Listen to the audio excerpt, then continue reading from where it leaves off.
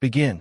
The dust of Harmony Gulch always seemed to find its way into Alara's lungs, even inside her small, sun-baked shop. She was Alara, the town's sign painter, a quiet woman with eyes that missed nothing and hands that could make a brush sing. Her letters were famous, curling and bold, sharp and clear.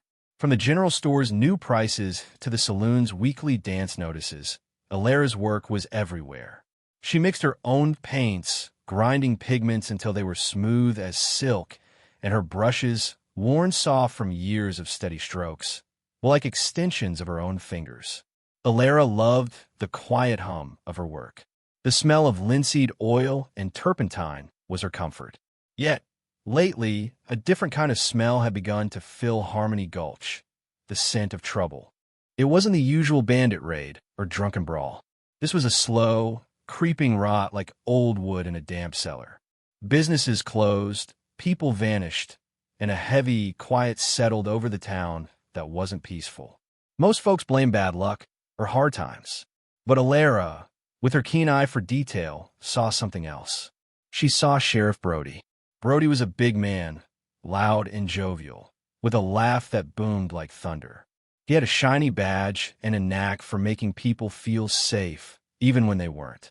He was popular, shaking hands and buying rounds at the saloon, always quick with a joke or a promise. No one dared question him, not out loud anyway. He seemed to fix problems, but Alara noticed that the fixes always benefited him or someone very much like him. Just last week, Old Man Hemlock lost his ranch after a strange fire. Sheriff Brody was quick to declare it an accident, but Alara had seen the fresh wagon tracks leading away from the property, tracks too heavy for Hemlock's old cart. Then, there was the strange disappearance of the town's best carpenter, Silas, right after he spoke out against the new mining company that Sheriff Brody seemed to favor. Brody had just shrugged, saying Silas probably ran off for adventure. Alara kept her thoughts to herself.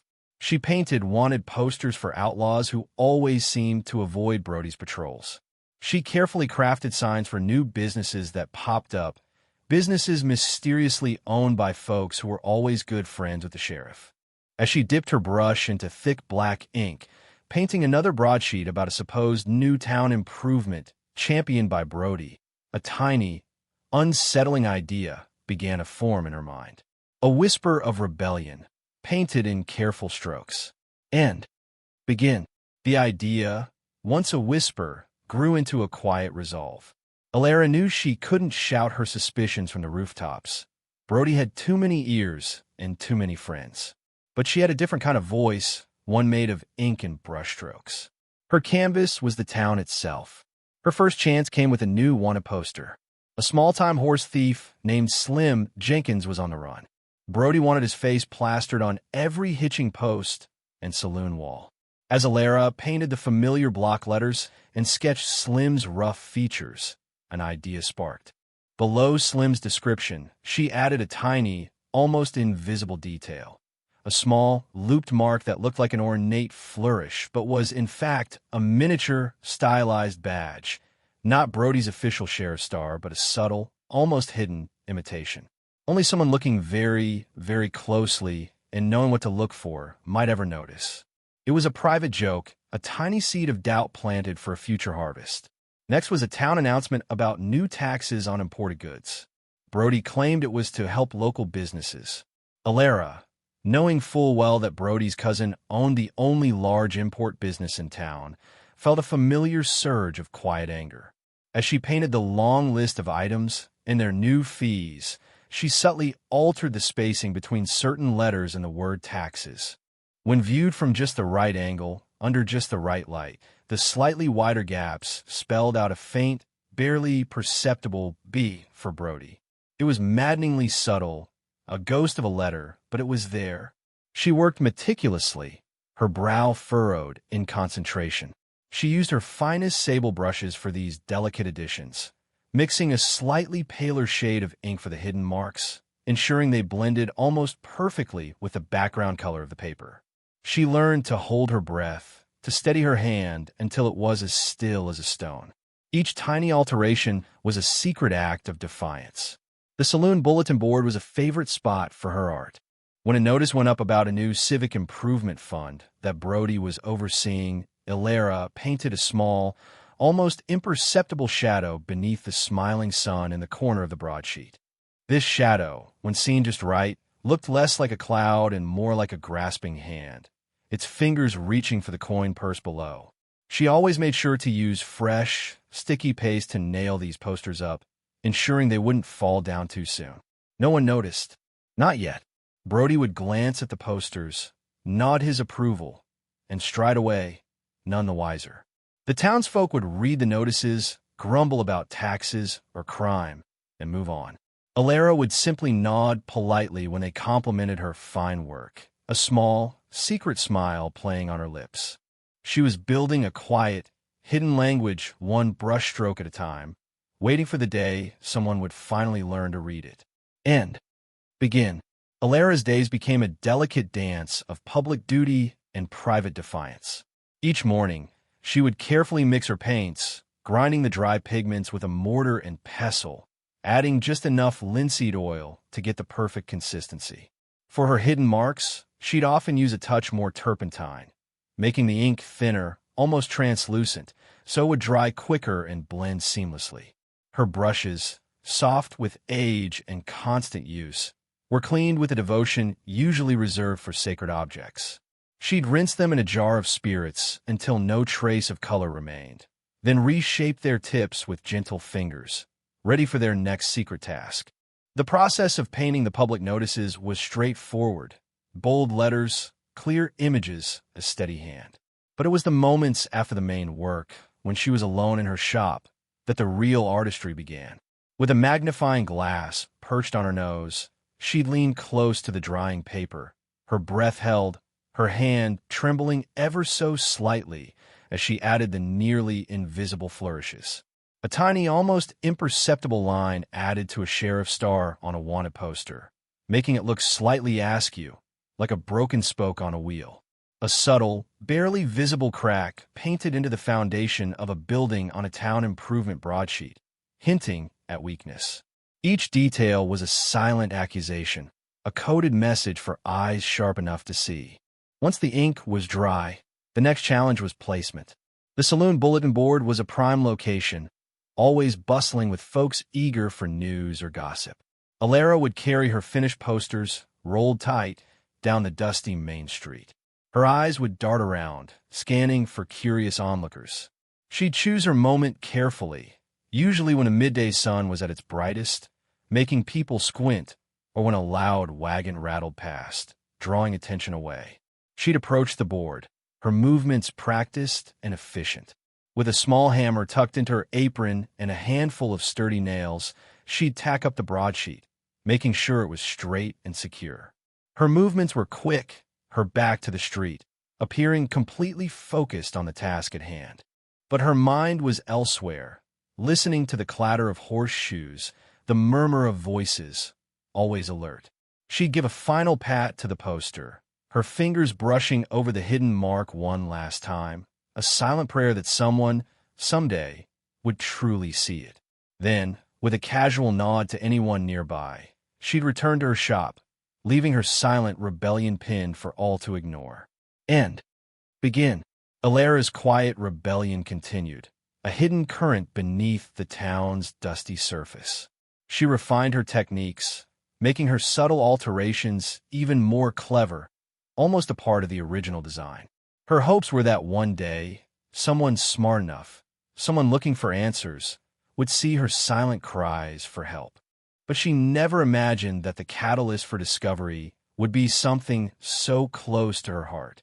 The news hit Harmony Gulch like a sudden hailstorm.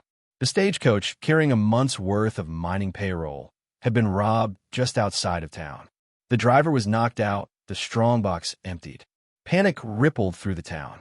Ilera, like everyone else, felt a cold dread. But her dread turned to icy fear when Sheriff Brody, without much investigation, pointed his finger.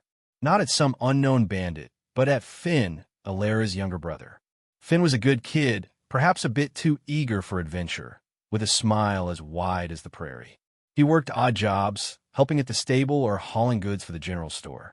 He was known for being honest, if a little naive. So when Brody dragged him into the jailhouse, declaring he had evidence, the town was shocked. He was seen near the old mill last night. Brody boomed, his voice echoing off the saloon walls. And a witness saw him with a new saddle, paid for in gold coins. Alara knew it was a lie. Finn had been helping her paint a new sign for the blacksmith until late, and the gold coins were from an honest job he'd done for a passing prospector, helping him repair his wagon. She tried to tell Brody, but the sheriff just waved her off. Your brother's a troublemaker, Alara. Always has been. He'll get a fair trial, don't you worry. But it wasn't fair. The trial was set for the very next day, held in the dusty town hall, more a formality than a search for truth. Brody acted as judge, jury, and prosecutor. The witness was a drifter new to town who barely looked Finn in the eye. The evidence was flimsy at best. It was a kangaroo court, a show put on to prove a point, to make an example. Finn, bewildered and scared, looked tiny in the makeshift courtroom, his usual bright eyes clouded with fear. As Brody laid out his false accusations, speaking loudly of justice and order, Alara felt a desperate surge of anger.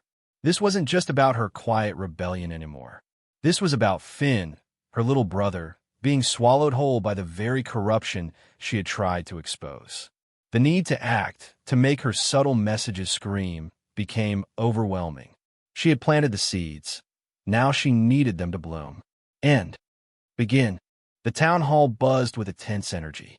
Everyone had come to see the trial of Finn, Alara's brother. Brody, puffed up with self-importance, was laying out his flimsy case, his voice booming. But something was different today. A ripple of unease, a flicker of doubt, was spreading through the crowd. Old man Hemlock, still bitter about his lost ranch, stood near the front. He looked at Brody. Then his eyes drifted to a wanted poster for Slim Jenkins that Alara had nailed to a nearby post just weeks ago. It was one of the first she'd subtly altered. Hemlock squinted, rubbing his chin. He remembered Alara's careful work, her neat letters. But something about that little swirl beneath Slim's picture had always bothered him. Today, with Brody's false accusations ringing in his ears, he leaned closer. The flourish, barely noticeable, seemed to curve into a tiny, crooked badge, almost a mirror image of Brody's own, but twisted. Hemlock's eyes widened a fraction. Across the room, Mrs. Gable, who ran the dry goods store, had been feeling the pinch of Brody's new import taxes. She'd grumbled about them to anyone who would listen. As Brody spoke about Finn's greed, her gaze fell on a town announcement about those very taxes, pinned to a column. Alara's work. Mrs. Gable remembered complaining to Alara about the paper, how the letters seemed to jump around. Now, with a sharper eye, she saw it. The slight, almost imperceptible widening of space between certain letters in taxes spelled out a ghost of a B. She gasped a small, choke sound. Whispers started quiet at first, then growing louder. People began to look at the posters around the hall, then at each other, then back at the posters. The small crack Alara had painted into the foundation of a building on a civic improvement broadsheet now seemed to deepen, a symbol of the town's own crumbling trust. The tiny grasping hand beneath the smiling sun on the fund notice now seemed to reach not just for money, but for Finn's freedom. Brody, caught up in his own theatrics, didn't notice at first. He was too busy delivering his verdict, his voice rising to a triumphant roar. And so, I find Finn guilty as charged. But his words were drowned out by the rising murmur of the crowd. Hands pointed at posters. Heads nodded in grim understanding. The hidden language Alara had painstakingly crafted was finally being read. The seeds of doubt she had planted had not only sprouted, they were blossoming into a thorny bush of accusation, all pointing back at the very man who thought he held all the power. The townsfolk, who had once blindly trusted their popular sheriff, now saw the truth, painted for them in plain sight. End. Begin. Sheriff Brody's booming voice died in his throat as the murmuring grew into a roar. Silence, he bellowed, slamming his fist on the makeshift judge's table. But the townsfolk didn't quiet. Instead, they pushed forward, their eyes no longer on Finn, but on the sheriff himself. Old Man Hemlock pointed a trembling finger at the wanted poster. That badge, Sheriff. It's crooked, just like yours. He ripped the poster from the wall, holding it up for all to see the tiny, distorted sheriff star Alara had painted. A gasp went through the crowd. Mrs. Gable, emboldened, stepped forward, a broadsheet clutched in her hand. And these taxes, Alara painted to be right there, plain as day for Brody. You're robbing us blind. She thrust the paper towards him, showing the subtle, almost ghostly letter hidden in the word taxes. More voices joined in, each person having found a piece of Alara's puzzle. The new well. It's supposed to be clean water, but Alara painted a skull on the bucket. Is it poison, Brody? And the new bank, that building's foundation, is cracked in the drawing. Are our savings safe? Brody's face, usually red with bluster, turned pale. He looked from one accusing face to another. Then his eyes landed on Alara, standing quietly beside her brother, her hand resting on Finn's shoulder. A flicker of understanding, then fury, crossed his face. He knew. He finally understood the quiet woman's silent war. This is nonsense. Brody sputtered, drawing his pistol. This woman, this sign painter, is trying to turn you all against me. She's a liar. But it was too late. The dam had broken. The subtle hints Alara had carefully laid out over weeks, months even, suddenly clicked into place for everyone. The pieces of the puzzle formed a chilling picture. Brody wasn't just a corrupt sheriff. He was a puppet. The true puppet master, the real boss, began to emerge from the shadows of suspicion. "Who's he working for, Brody?" shouted a burly miner, his face grim. "Who's the real boss of Harmony Gulch?" Brody hesitated, his eyes darting towards the back of the room, toward the figure who had been quietly observing the proceedings. A tall, thin man, dressed in fine city clothes, who had recently bought up several properties in town and invested heavily in the new mining operation. Mr. Silas Blackwood. Blackwood, who had always seemed to be in the right place at the right time, who always benefited from Brody's decisions. The crowd followed Brody's gaze. A collective gasp. The truth, ugly and undeniable, began to unfold. Begin. The revelation hung in the air, thick as dust before a storm. Brody's face was a mask of panic, his eyes darting between the furious crowd and the now visible Mr. Silas Blackwood, who stood frozen, his elegant suit suddenly looking out of place amidst the rising anger. "Blackwood," someone roared from the back. "He's the one who bought up all the good land. He's the one who brought in those shady miners." The quiet hum of realization turned into a roar of outrage. This wasn't just about Finn anymore. This was about years of small injustices, of feeling cheated and powerless. The stagecoach robbery, the rigged taxes, the mysterious fires, the vanished carpenter. All the pieces clicked into place, forming a clear picture of a town systematically stripped bare by a man who hid behind a popular sheriff. Brody, seeing his carefully constructed world crumbling, made a desperate lunge for the door. But the burly miner who had challenged him earlier, along with a few others, blocked his path. They didn't hit him. They simply held him firm, their faces grim and determined. "No more of your fake justice, Brody," the miner growled.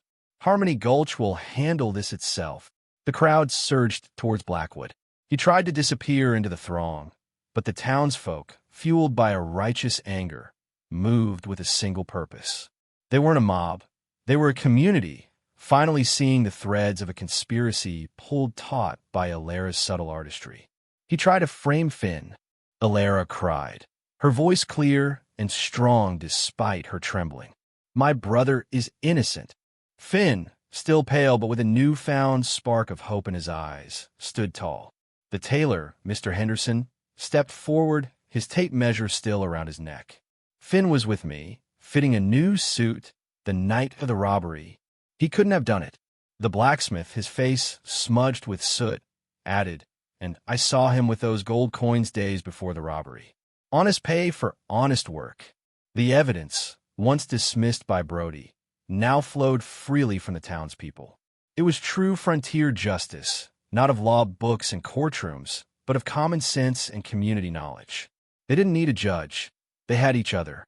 Silas Blackwood, trapped and exposed, tried to bluster, to deny everything. But his words were swallowed by the rising tide of accusations. The townsfolk, who had known deep down that something was wrong, now had the proof given to them by Alara's careful brushstrokes.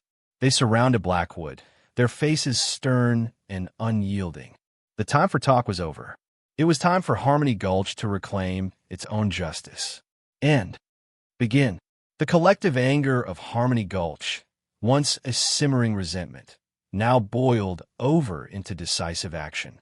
With Sheriff Brody held fast, the townsfolk, led by the miner and Mrs. Gable, surrounded Silas Blackwood. He was given no chance to escape, no opportunity to spin another lie. The evidence of his schemes, painted by Alara, was now screamingly clear to everyone. The gold he had used to bribe Brody, the land he had illegally acquired, the stagecoach robbery he had orchestrated to frame Finn, it all unraveled under the piercing gaze of a town awakened. Blackwood, stripped of his power and influence, was quickly escorted out of the town hall. He was not met with violence, but with a cold, unified resolve. The townsfolk knew exactly what to do.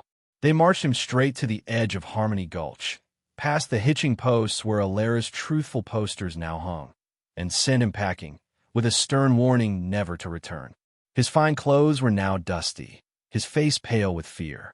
Sheriff Brody, stripped of his badge and his bluster, was given a similar, albeit harsher, send-off. He was ordered to leave Harmony Gulch by sundown, his authority shattered, his reputation in tatters. The townsfolk watched him go, a quiet satisfaction settling over them. With the corrupt elements gone, Finn was immediately released. He stepped out of the makeshift courtroom, blinking in the sunlight, his face a mix of relief and awe. He rushed to Alara, wrapping his arms around her. "You did it, Alara," he whispered, his voice thick with emotion. "You saved me." Alara just hugged him back, a small, tired smile gracing her lips. She looked out at the faces of the townsfolk, no longer complacent, no longer easily fooled. They had learned a valuable lesson that day. They had learned to look closer, to question what they were told, and to trust their own eyes and their own common sense. In the days that followed, Harmony Gulch began to heal. A new, honest sheriff was chosen from among the townsfolk. The affected businesses started to recover, and Alara, the quiet sign painter, became a silent hero. Her art, once just a means of livelihood, had become a powerful tool for truth.